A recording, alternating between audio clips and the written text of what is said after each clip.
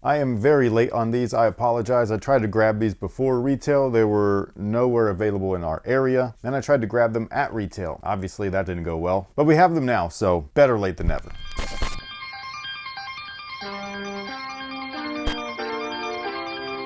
Hey, what's going on, guys? My name's Chris. Welcome back to the official WearTesters.com YouTube channel. Today we got a detailed look and breakdown on these bad boys right here. This is the Air Jordan 5 Tokyo 23. This right here is just kind of like interesting that they are back because, well, like this is like another grail. This is another hot take, if you will, in terms of retro releases where they were so limited. I can't believe that I own a pair. Now this is the box, standard Air Jordan 5 box, nothing special or anything like that with this particular release. Outside of the shoes themselves, which I don't personally mind because they actually did these really well, so I was very impressed. This is a shoe that I've only seen in passing. I haven't even like held these before, so I don't have any real reference to the original. When I would see them, it'd be off in the distance and it'd usually be on some like rich person's feet, so I could be like, eh.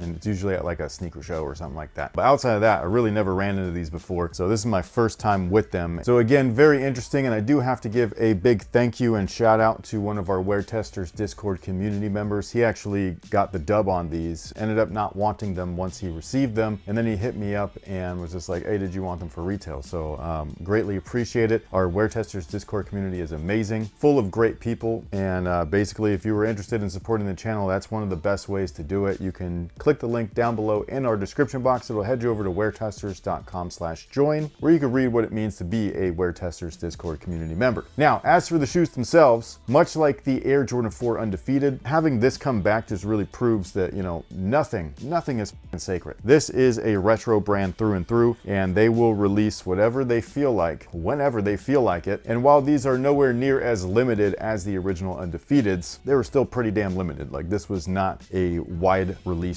by any means. It was literally in Tokyo, just in Japan only. Not anyone in the US was able to obtain them outside of a reseller. And it's just really cool. This is a shoe that originally released back in 2011, and it was to commemorate the grand opening of the Jordan Tokyo 23 store. So one of the first like actual Jordan shoe stores, period. Kind of like how there's like a Nike store, it's a Jordan store. But with the 35th anniversary of the Air Jordan 5, I suppose Jordan Brand thought it'd be a great idea to put these back out, and I personally agree with them.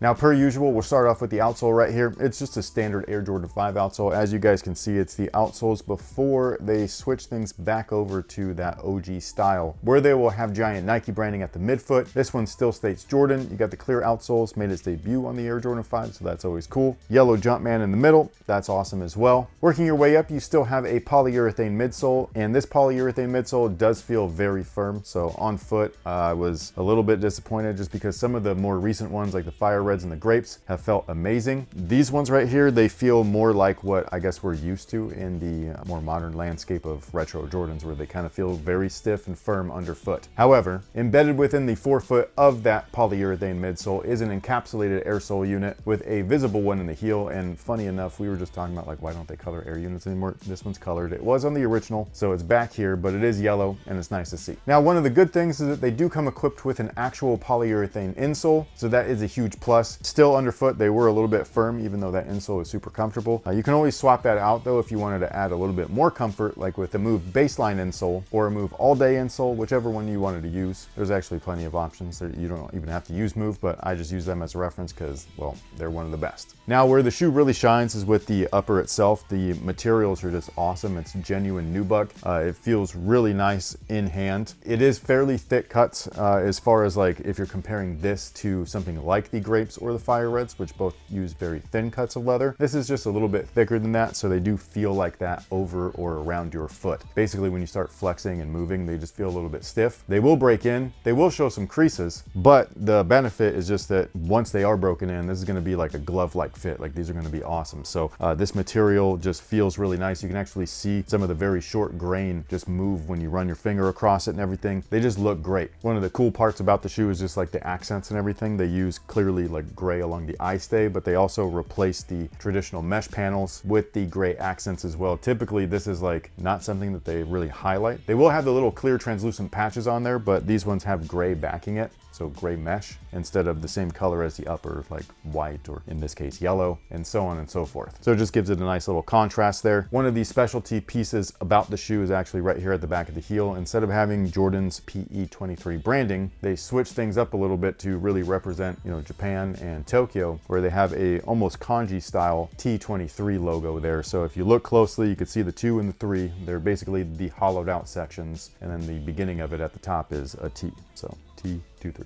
What sorcery is this? And for those wondering, yes, the tongue is reflective. It is still the same weird kind of reflective material. So not the nice fabric-y style that the originals and the early retros used to come with. This is more of the tinfoil-y kind of look. It's not my favorite, but it gets the job done. I will say though that the embroidery on top is fantastic. And then at the rear, there is no Nike Air branding. It would have been cool if they would have switched that up like they did with the Undefeateds, but maybe they wanted to keep this one simply as they were originally. But you got a Jumpman logo on the back there, and guess what? People went nuts over these, despite them not having a Nike Air logo, which always proves the point that Nike Air branding on the back, while awesome, was never a real big deal. At least not until now. They do come with extra laces, by the way, so if you wanted to swap these out for white laces, they are equipped. They do come with them, however, they are initially equipped with the black laces, so that's pretty much, this is kind of like how I like them. I don't mind them with the white though. I don't know which one I prefer. Just a different look. I guess with the white makes the yellow pop a little bit more, whereas with the black, kind of does the same thing, but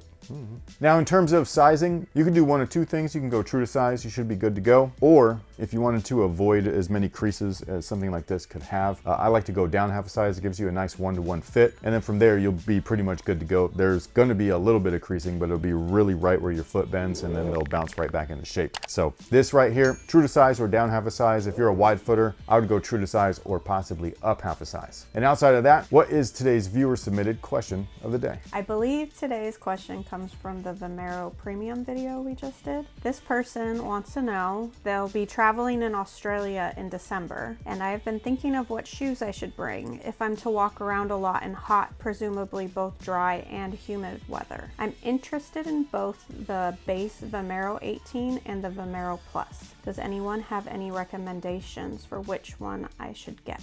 Ventilation and comfort is key. Vomero Plus is the newest one?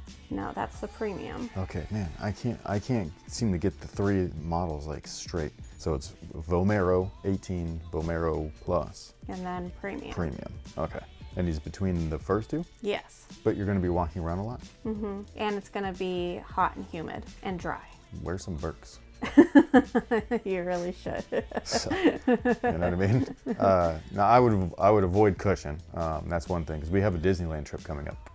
That's going to be like an all day on your feet all the time type of thing. It's not going to be the same weather and everything, but the more or the longer that I'm in a cushioned shoe, the more my legs really hurt. This could just be a me thing because of how active I am, like on a basketball court, where the recovery requires something like that, but I personally prefer something a little bit firmer. So I would go with something like a Jordan 1 or whatever. And if you're in that like hot, humid environment, like why wouldn't you just wear some slides or some Birks or something like that? I don't know, that's just me. But yeah, so that's what I would do. I would avoid super cushion shoes. So if I were to only pick between those two, I would go with the Vomero 18, even though the Plus is, at least when you're walking, like with the intent to like have an exercise, those are fun. So like that's like a nice quick paced snappy ride, so that's always like great to have. So if that's what you mean by walking, then cool. But if you mean like you're just casually strolling around town and all of that stuff, but you're going to be or planning to be on your feet all day, again, I would go with something a little bit firmer just to be safe. You wouldn't want to like stress out your ligaments and your tendons and stuff like that for no reason long term.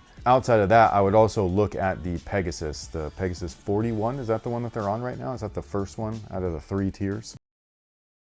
So yeah, that to me would be like your best bet. Those are a little bit more in the middle of firm and bouncy. So they're not quite as bouncy as the Vomero 18s, but they are not super firm like a pair of Jordan 1s or Birks or something like that, or something like this. That's my take, but if anybody in the comment section would like to help them out, sound off below and let us know. And on top of all of that, let us know what you think about the Jordan 5 Tokyo or T23 releasing or re-releasing. What do you think about this? Do you think that this is taboo, or do you think that this is becoming just kind of like the norm? Like, are you no longer surprised when the Grail ends up getting a massive general release? Even though these were still hard to get. These were not, like I said, I couldn't get them on sneakers and they were nowhere in my area, which was like weird, especially right now. It feels like they flood with all of these releases and these were nowhere to be seen. So yeah, I did hear that there was just a restock too, by the way. So hopefully this video is helpful for somebody. I know that most of you guys probably don't care at this point because this is old news, and I again apologize, but you know, I had them, might as well make a video. But thank you guys so much for being here, especially if you are. I really appreciate it. We will catch you guys in the next one. So until then, y'all have a good one.